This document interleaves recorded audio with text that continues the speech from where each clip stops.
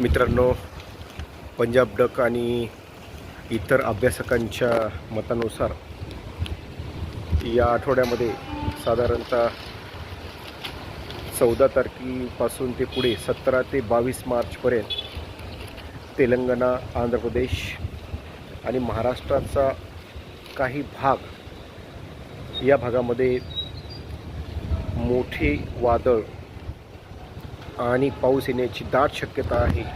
अशा प्रकारचं वातावरण आणि अशा प्रकारचा हवामानाचा अंदाज आजच वेगवेगळ्या तज्ज्ञांनी या ठिकाणी व्यक्त केलेला होता.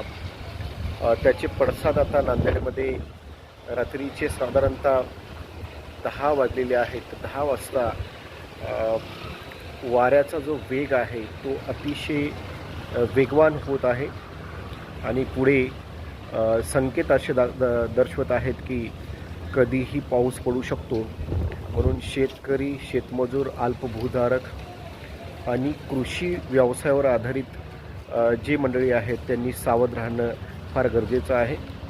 आणि विशेषतः जे काही फळबागा आहेत, फळबागायतदार शेतकरी यांनीसुद्धा सावध राहावं. आणि शहरामधले जी काही मंडळी आहेत ज्यांचे शहर आणि ग्रामीण भागामध्ये ज्यांचे कोपटाचे घरं आहेत किंवा पत्राचे घरं आहेत, कौलारू घरं आहेत, त्या ठिकाणी लहान मुलांना धोका होऊ शकतो, मोठ्यांना पण धोका होऊ शकतो.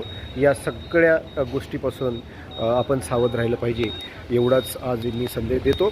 आणि पुढील 2-4 दिवसामध्ये जे हवामान खात्यानं अंदाज व्यक्त केलेला आहे की तेलंगणा, आंध्र प्रदेश आणि महाराष्ट्राचा काही भाग इथे मोठा म्हणजे अक्षरशः पावसाळ्यासारखा पाऊस होऊ शकतो, अशा प्रकारचे अंदाज वर्तवल्यामुळे आपण या सर्व गोष्टीसाठी सज्ज राहिलं पाहिजे.